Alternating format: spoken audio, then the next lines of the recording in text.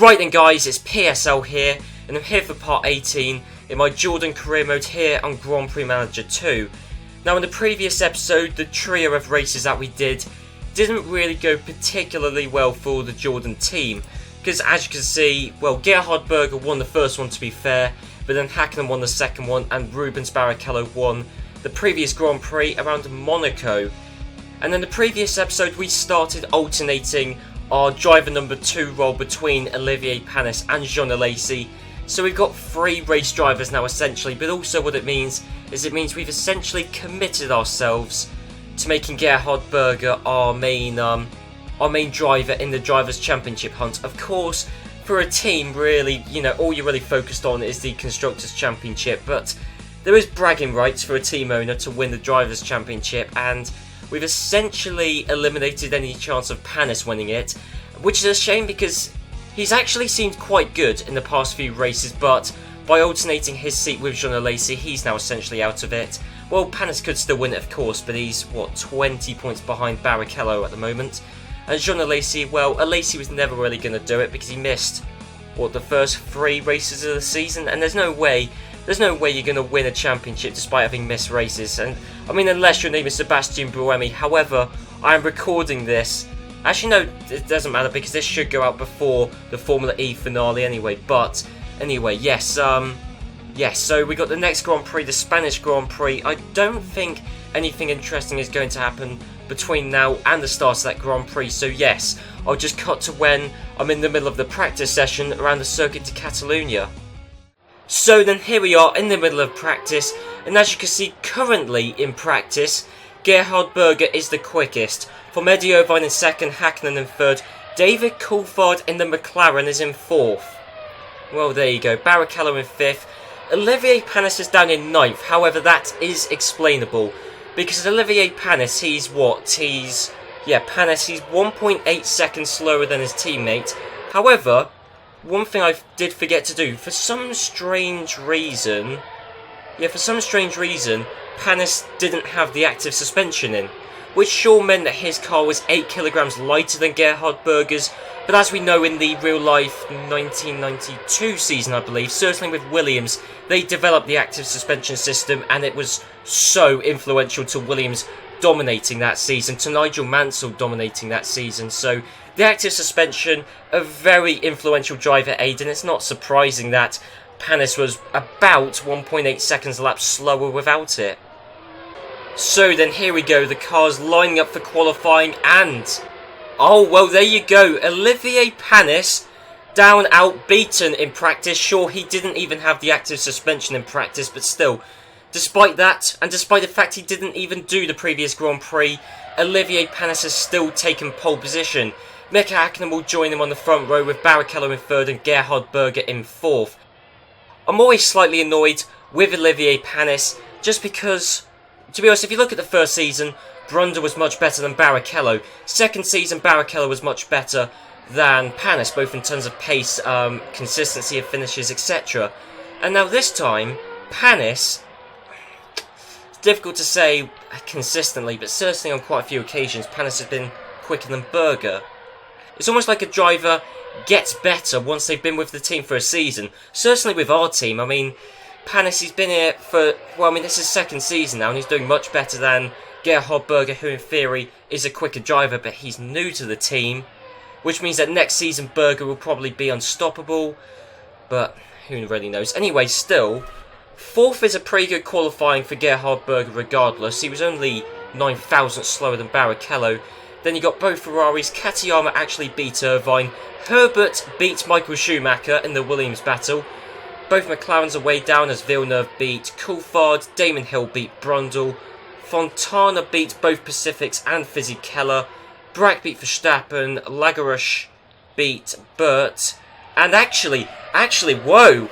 This is, I believe, the first ever dry qualifying session in which a Simtech driver has made it through. As Shatter, he has qualified, he's made it within the 107% rule by 3.5 tenths of a second. Sure, Noda, he's out. He's still 0.3 of a second too slow to be able to take part in the race. But still, Noda, he hasn't made it through, but still, as I said, this is Simtech's first ever successful qualifying performance, in the sense that they've been able to actually qualify to take part in the race. Their first ever successful qualifying session in that sense, in an entirely dry qualifying session. And that was a little bit weird, that was some strange wording by me, but just to stress it, in an entirely dry qualifying session. So the starting grid is Panis from Hakkinen, from Barrichello, from Berger. It's a front two rows taken up entirely by Jordan and Benetton, and the 1998 Spanish Grand Prix is underway. Panis is still leading, but of course Hakkinen has slotted in behind Panis, so I don't believe there's been any change in positions. No, I think we've still got the Simtek driver right towards the back, and also that Simtek driver Shatter, he's also a noticeable distance behind that 40 car already, and they've done, what, 2 corners? So that's quite an embarrassment. But let's not forget the last time a Simtek car was in a race, I believe it was lapped by Fontana, or by, I don't know, it was lapped by a 40 or a Minardi about 4 times over or something. It was lapped, basically, by a Minardi or 40, so really Simtek, there's not really high hopes for them this weekend. Right, so it looks like that Berger has jumped Barrichello in the pits. Barrichello, he came into the pits on about lap 18, 19, certainly a few laps before Hakkinen, Berger, Panis. So Gerhard Berger, he's been able to jump Rubens Barrichello for 3rd place. And as soon as I say that, no, Rubens Barrichello, he has just repassed Gerhard Berger for 3rd place. So there you go, Gerhard Berger, he was in 3rd for the briefest of moments, but he's just been overtaken by Barrichello out on track. In fact, Gerhard Berger, things really aren't going well for him. He's just been passed by Eddie Irvine. This is very odd. I mean, Olivier Panis has just retired from the lead of the race. As if we needed more bad luck. I mean, one thing I was going to say is, on-track overtakes in this game, in this era of Formula 1, aren't massively common. So for Gerhard Berger, in the Jordan to be overtaken twice within a few laps is very odd, but wow. Honestly, I don't think we're going to win the Constructors' Championship now. We've just had too much bad luck too recently. I mean, even then, sure, with Barrichello and Hakkinen directly behind Panis. In fact, Berger's now leading the race, but of course Berger is going to come into the pits shortly. But with Panis leading, and sure, even with Hakkinen and Barrichello just behind, we still would have gained a few points on Benetton thanks to Gerhard Berger. But now Gerhard Berger is our only hope, seemingly. So 22 more laps worth of fuel. Yep. And really, what's the point? So Berger, he's out in 2nd. Barrichello's all the way down to 5th. So, oh, hang on. Okay, somehow Gerhard Berger has just taken the lead of the Grand Prix. Alright, okay then, well, hope has been revitalised then. Berger is leading, somehow, he's passed Mika Hakkinen out on track, he's only 4/10 of a second ahead. Katayama's in 3rd, Damon Hill in 4th. Barrichello still hasn't learnt from his mistakes in several different races earlier on this season, because Barrichello, once again, he's pitted too many times, pitted too early, he's lost track position. He's gained a place thanks to Uko Katayama retiring, but still, Barrichello should really, he should be in 3rd at least at this point of the Grand Prix, but he's down in 4th. He's behind Damon Hill in the Sauber. Rubens Barrichello's just retired now. Okay, well that's good. Yes, okay, it's all swinging back in our favour. But yes, 2 seasons down the line, and suddenly we've almost done full circle. Damon Hill is now back into a position where he can get podiums on a regular basis, albeit in a Sauber. And there you go, Gerhard Berger from Hakkinen from Hill. Decent race result come the end. Well, certainly things were swinging our way, then Benetton's way, then back our way, but still, Gerhard Berger, that's done wonders for him in the Drivers' Championship. For the Constructors' Championship, we have now gained 4 points on Benetton. But still, Damon Hill took a podium finish in a Sauber. Is that Sauber's best finish this series? No, it isn't. No, actually, didn't Heinz-Harald Frentzen win a Grand Prix for Sauber? Yeah, I'm pretty certain Heinz-Harald Frentzen, when he was still allowed to be in a race seat, I'm pretty certain he won the European Grand Prix around the Nürburgring. I can't remember. It must have been season 1. It must have been. Yeah, I think the first season, European Grand Prix, Sauber won. But that was a very odd Grand Prix, because I still don't really know how he did it. But still, Johnny Herbert lost out to Damon Hill out on track. Eddie Irvine finished in 5th. David Coulthard did alright this weekend. Bad in qualifying, but practice on the race has been alright. He finished in 6th. He beat Schumacher, Villeneuve, Brundle all the way down in 9th. So Martin Brundle away behind his teammate. And then you got Gasho, Chattarella, and that's it. Only 11 finishers, I believe. Yes, only 11 finishers this Grand Prix. So pretty much half the field didn't make it to the end of the race. So then here I am looking at the list of circuits, and that's because we're about to head to, well, I can't click on it, but no, the Japanese Grand Prix, or the Pacific Grand Prix I believe when it was on the F1 calendar in real life, the track Ida. That's how I'm going to pronounce it anyway, but to be honest, it's a Japanese track which I've barely ever heard of, so, you know, I'm not going to know how to pronounce it, but yes, so we got the Pacific Grand Prix around Ida coming up because that replaced the Canadian Grand Prix, so that means that we're going to visit a brand new circuit in this series, and that means that we will have visited every single track apart from Jerez. I don't think we've ever been to. Adelaide we definitely haven't, and Kyalami, I think I did some testing around Kyalami at the start of this season, just for the sake of it. I might do some testing around Adelaide at some point as well, and probably Jerez, because these circuits might come up on the calendar, it's possible. I doubt we'll get to race around all of them, but certainly I'm going to drive around all of them at the very least, even if it is just private testing, but still. Yes, we got a brand new circuit coming up, the Pacific Grand Prix around Ida, a very short, tight circuit, so it could be very interesting. Well, look at this. I've seen this track before in this game, but look at it. I've never seen the track in real life. I don't think I've ever played it on any F1 game or anything, so I really do not know the circuit, but I mean, I'm just looking at the centre of the track and the quite glaring, not really a corner cut, but the quite glaring circuit cut, because you could lock the circuit in half. You really could, but yeah, all the drivers being very obedient not to do that, because it's tarmac. Certainly on this game anyway, it is tarmac with just a little bit of, what, gravel in the middle? It looks like gravel with some curving in the middle of some tarmac. Very strange, but then again, it's a Japanese circuit. We all know the Japanese, they're not the most... Well, before I say anything a bit out of line, actually, no, what I will say is Japanese culture and Japanese design and Japanese way of doing things is often quite different from, well, from the Western way of doing things at the very least. Oh yes, just as I remember, here are the practice results and very short lap times. That's the one thing I remember of this circuit. Of course, the only experience and knowledge of this circuit I have revolves around this game. If you take away this game, if I never played this game, I probably wouldn't even have heard of the circuit, never mind know anything about it. I mean, to be honest, I'd hardly call playing this game knowing the circuit, because I don't. I've just seen a vague overhead drawing of it, so really. But, yes, anyway, regardless, I don't know the circuit all that well, but I know the lap times are short. Jacques Villeneuve, currently the quickest in practice, which is strange in of itself, considering last episode, just a few races back, Jacques Villeneuve was struggling to make it. In fact, he didn't make it within the 107% rule, but this time here in practice, he's the fastest. So, love the consistency from Villeneuve. Jean Alesi, again, love the consistency from him. He's the second quickest.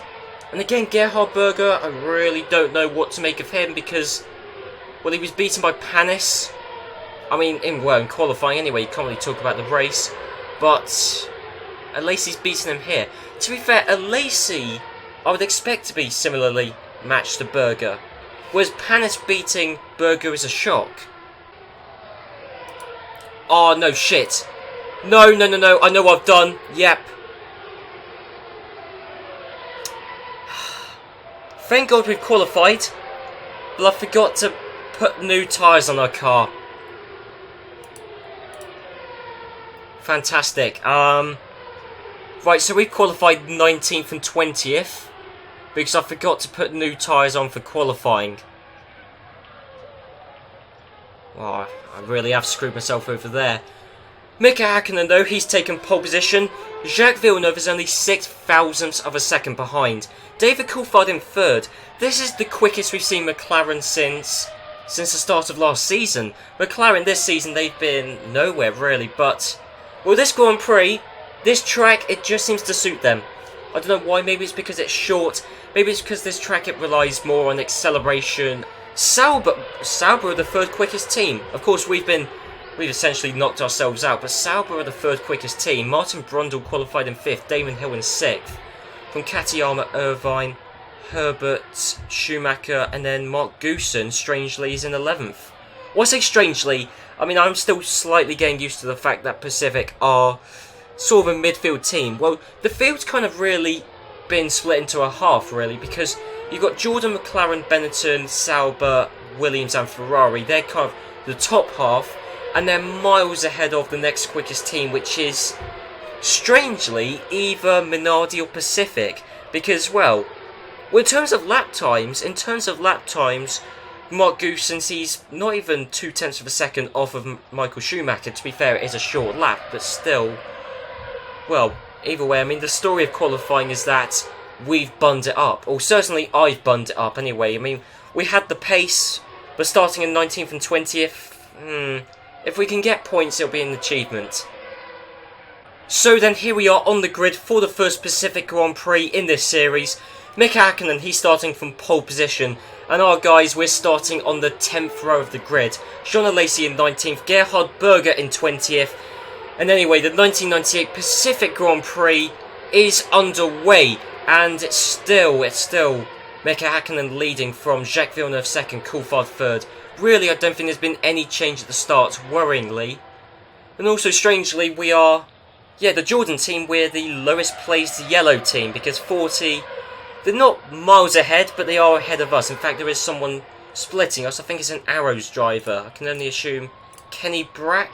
No, Jos Verstappen is actually separating ourselves from our fellow yellows. In fact, we've passed Fontana because he's pitted already. Oh, he had a 10-second stop-go penalty. Hang on, did I just read that right? That's not the first time that's popped up as well. I thought I was seeing things, but that definitely said Norberto Fontana has just set the fastest lap of the race.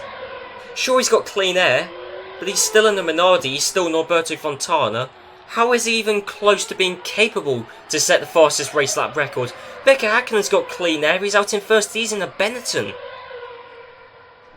This is one of the things that really annoys me about this game, is the fact that there's so few overtakes. And sure, it's worked in my favour a lot. I mean, certainly the first season, it worked in my favour a lot because I abused the do-or-die qualifying and then, well, was able to keep a half-decent finish because of the lack of overtakes. But it's so unrealistic, even in 1996, even with those cars, the wide cars, no DRS, all this and that, you would still expect Gerhard Berger, in the second quickest car on the grid, you would still expect him to get past the backmarkers with relative ease. Sure, he'd probably get to, 9th? Well, he'd probably get to about 10th and would get stuck, but there's no way he would do most of a race and barely make up any places. In fact, the only reason that Gerhard Berger has made up more places than Jean Alesi is because Berger's coming into the pits one lap later each time. Hang on, when on earth did that happen? Jacques Villeneuve has taken the lead of the Grand Prix. Mika Hakkinen's retired! Yes! That's brilliant, because I doubt we're going to score any points. Somehow Jean Alesi was still behind Mark Goosen's, even though Goosen's had retired, but Mika Hakkinen retiring is brilliant. In terms of the Constructors' Championship, that's really good. I mean, Barrichello's in 5th. He's only due to score 2 points. But anyway, with just a few laps left to go, Jacques Villeneuve, he's leading the Grand Prix. And McLaren, they really have been a shadow of their former selves. Last season, McLaren, they were on it, at least for the first part of the season. But Jacques Villeneuve, he's finally found some pace and some form in a race. And Jacques Villeneuve, he's going to win the 1998 Pacific Grand Prix. Uko Katayama in the Ferrari has taken 2nd, and David Coulthard has finished in 3rd. Yeah, and Hakkinen retired, but to be fair, by the time he had retired, Villeneuve was still leading anyway. In fact, it was an engine failure. I was able to second guess it. Well, it's only because the chance of Hakkinen making a mistake are slim. The Benetton car is generally reliable, and Häkkinen, if ever there's a Renault engine failure, it always happens on Häkkinen's car. Mika Häkkinen, he has really borne the brunt of Renault's occasional lack of reliability. In fact, would you look at that? Gerhard Berger is leading the 1998 Drivers' Championship. Sure, by only 2 points, but still, he's taken the lead of it. Or should I say, he's kept the lead of it, because of course he didn't score any points at the previous Grand Prix, and neither did Häkkinen, and Barrichello didn't score enough. And then you've got the Constructors' Championship, and we're still a solid 22 points ahead of Ferrari, but we're 18 points behind Benetton, so I mean, we can certainly close the gap. I think we've got about half the season left. Well, let me just check. Yeah, in fact, we've got exactly half the season left. We can still easily win the Constructors' Championship, sure. An 18-point deficit is quite sizable. It's more than a 1-2 finishes worth of points.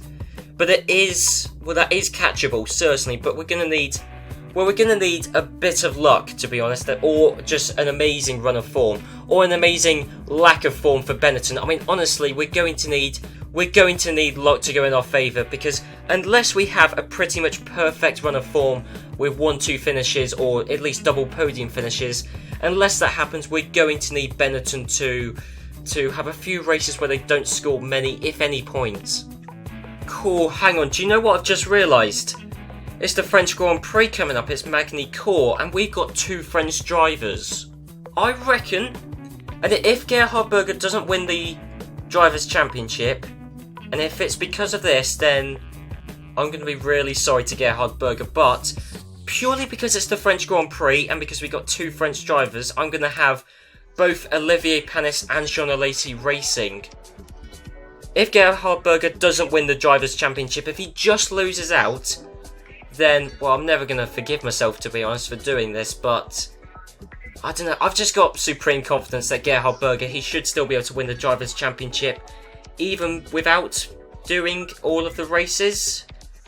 Hopefully so. Anyway, we're going to celebrate being French, even though I'm British, so it's a very strange thing for a British person to say, but still. Since we got French engines, Renault engines, and we got 2 French drivers, and to be honest, the French, they have really helped us out in this series, whether it been the people at Renault or Olivier Panis, or even very recently Jean Alesi. Well, actually, Jean Alesi's done nothing for us. He scored 2 points, that's about it. But really, to all the people at Renault, we've got to make Jordan a kind of Irish, French, and I guess if you include me, slightly English hybrid, I guess. Well, anyway, I'm going to do it. That isn't looking too good for us. Of course, we are still only in practice. And practice isn't the be-all, end-all. We're not doing all that great. We've got Katayama from Herbert, Michael Schumacher. I'll tell you what, Katayama, McLaren, to a lesser extent Williams, they have really upped their game in this episode. They really have, because, well, I mean, all of a sudden, Ferrari, Williams and McLaren, they're all vying to be the quickest team at the moment. We're the 4th quickest team, and Benetton, strangely, are now the 5th quickest team despite leading the Constructors' Championship. But as I said, this is practice, and practice is largely irrelevant. Well, I hope so anyway. Well, to be fair, as long as we beat Benetton, well, not really, because we still need to score points, because we're still 18 points behind Benetton. Well, we'll just have to see what happens. Right then, so, here we go. Oh, well, that's a turn-up. In fact, that is something that happens quite a lot, because, I mean, well, we've set pretty much the same lap times as we did in practice, 1 minute 16s. However, Uko Katayama, who's the quickest in practice, I think he's gone, what, about a second and a half a lap slower than he did in practice. Jordan, we're the quickest team. Jean Alesi, he's taken pole position for his home Grand Prix. Olivier Panis, his home Grand Prix, just behind, he's in 2nd. See, I wanted to get in 2 French drivers. I thought they might be quite good at this, or certainly they'd be motivated, or they'd have, I was going to say fan boost then, but that's a completely different thing and a completely different form of motorsport. But no, you know, the fans willing them on, which you wouldn't really get with Gerhard Berger. I don't know, but anyway, it's looking like I made a good decision to get rid of Gerhard Berger for this one Grand Prix. Häkkinen's in 3rd, Barrichello 4th from Irvine, Katayama, Hill, Brundle, Schumacher, Herbert, and Mark Goossens in the Pacific has outqualified both McLarens. David Coulthard's in 12th, Jacques Villeneuve's in 13th. They're in a Pacific sandwich as Mark Goossens outqualified them, and they're only just ahead of Bertrand Gachot in the other Pacific. So, McLaren, the most inconsistent... Actually, they're not even inconsistent. It's just been an inconsistent season. Because Jordan and Benetton have been the most consistently quick. Ferrari are sometimes up there. Sauber can be, Williams can be, McLaren were at the previous Grand Prix but aren't now. I don't know, who knows. Honestly, I don't know what's going on. But, both SimTech drivers have easily qualified within the 107% time, which means this is the first Grand Prix in which both SimTech drivers will simultaneously take part. So then all 22 cars are lined up on the starting grid, a Jordan front row, a Benetton second row, a Ferrari third row, I believe a Sauber fourth row, or maybe Williams, I don't really know. Sauber and Williams, they're pretty interchangeable, they're basically the same team at this point. But anyway, the 1998 French Grand Prix is underway. Jean Alesi is still leading his home Grand Prix from Olivier Panis in second, Häkkinen's in third, Barrichello fourth, and I believe there haven't really been any changes at the start. Certainly, both SimTech drivers are still at the back of the field and are still within touching distance of the slower Arrows driver, which I want to say is Kenny Brack, but who knows, it might well be Jos Verstappen. In fact, take a screenshot of these results. Well, hang on, they're coming into the pits now, and they're gone. But Mark Goossens briefly, I believe, was in 5th place. I don't know how, I think the likes of Häkkinen and Barrichello, I think they had already come into the pits, but still, he still made his way up. He was still in 5th. He's still in a points place, which I think that's the first time a Pacific driver's ever been in the points, actually. But yes, where is he now? He's behind his teammate, strangely. But anyway, Jean Alesi was still... Well, he was leading the Grand Prix prior to Panis coming into the pits. 24 laps, yes. And, well, we've got Schumacher. Come on, Panis, please don't tell me you've been jumped by Hill and Schumacher. He has. I'm not quite sure how.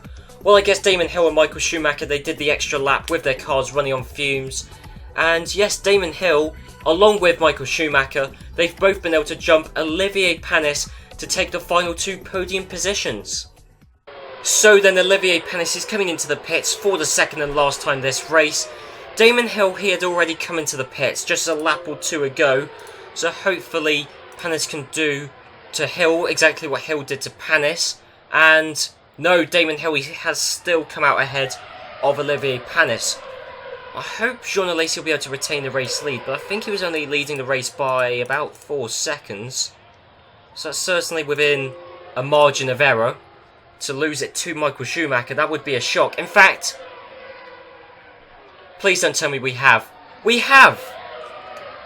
I believe Jean Alesi and Michael Schumacher, they came into the pits on the same lap, so that's our pit crew that let us down there. Yeah, Michael Schumacher just about leading from Jean Alesi.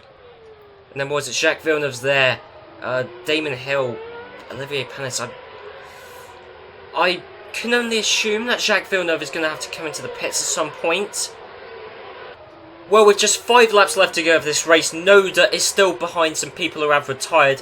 In fact, look at Noda in the SimTech. He's been lapped 3 times by Fisichella in the Minardi.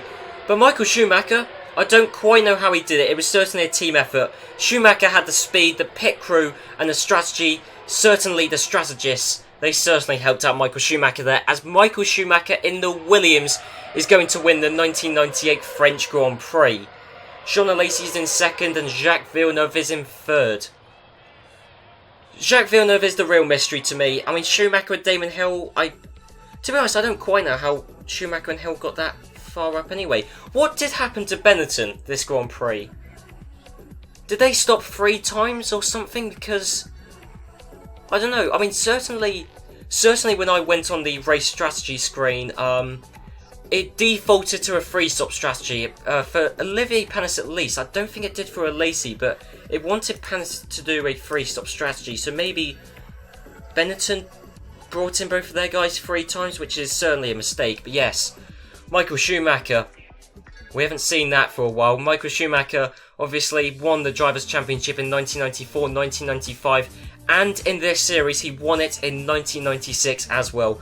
Of course, that was for a different team, that was for Ferrari, but still, it's nice to see Michael Schumacher back on top, because it just doesn't feel right. It just doesn't feel right, Michael Schumacher being in the sport and not winning. And of course, I know you could talk about his Mercedes days in F1 later on down the line, where he was in F1 for, 3 years? Yeah, 2010 to 2012, and didn't really do anything in that time, but it always feels weird. It just feels wrong that Michael Schumacher should be participating and not winning, but either way, he has finally won a race. Schumacher from Alesi, from Villeneuve, from Damon Hill. Damon Hill and Michael Schumacher really exceeded themselves. I don't know how they got that far up, but they did. Yeah, Johnny Herbert's down in 12th, Martin Brundle was in 11th, so Michael Schumacher and Damon Hill, they certainly did beat their teammates. They beat Jean Alesi, they beat Olivier Panis, they beat Benetton. They really are drivers of the race, certainly Damon Hill and Michael Schumacher. Jacques Villeneuve qualified, down in 12th, I believe? So how he finished 3rd, I'll never know. A very strange Grand Prix. Honestly, I do not know what happened, but Schumacher, Hill and Villeneuve certainly gained this Grand Prix, and, well, the real big losers are both Benettons. Mika Hakkinen down in 7th and Barrichello all the way down in 10th. But anyway, let's look at the Drivers' Championship, and of course, nothing has really changed, because Gerhard Berger, Mika Hakkinen, Rubens Barrichello, they all didn't score points. Michael Schumacher, though, he's caught up. He's now in 4th place in the Drivers' Championship, only 12 points behind Gerhard Berger. So Schumacher, well, if he has more performances like we saw at the previous Grand Prix, he could win the Drivers' Championship. Same can be said for Jacques Villeneuve. Eddie Irvine really has dropped off the pace. Although, did Ferrari ever really have... Well, no, yeah, Ferrari had the pace. Eddie Irvine's a funny one. Sometimes he's up there, sometimes he's not. On paper, it usually looks like the Katayama's beating him. Even earlier on this episode, Katayama beat Eddie Irvine to a podium position. But when you look at it, I reckon if you looked at the nitty-gritty and compared Eddie Irvine and Katayama properly, I think Eddie Irvine would be similar. It's just that Katayama seems to beat Eddie Irvine at the right moments. Races where a race win or a podium is up for grabs for him. Whereas Eddie Irvine is the quicker driver on the wrong occasions, basically, to summarise. Constructors' Championship, that's the wrong button. Constructors' Championship, Jordan, we're now only 10 points behind Benetton. It's getting close already, we caught up substantially. Williams, they're in 3rd. So they're looking really good right now. Well, certainly compared to Ferrari, because Ferrari, they're standing still. McLaren, they've come alive this episode. Sauber in 6th, but arguably deserve to be ahead of McLaren at least. And then you got Arrows, Minardi, 40, Simtek and Pacific, who all haven't scored points. And Simtek have only just got their cars actually competing in races. So really, Arrows in the Constructors' Championship, they're joint with Simtek, but Simtek, they're easily last in the Constructors' Championship. Just based on best finish, based on races done, based on pretty much every measurable aspect, Simtek are essentially last in the Constructors' Championship. Well, it was an interesting episode. Certainly, I don't think a moment went by without a team, a driver, doing something strange, or, even me just messing up. But yes, as I said, I hope you guys did enjoy this episode. If you did, please do leave a like, comment down below, and next time I'll see you for the British Grand Prix around Silverstone. So I'll see you then.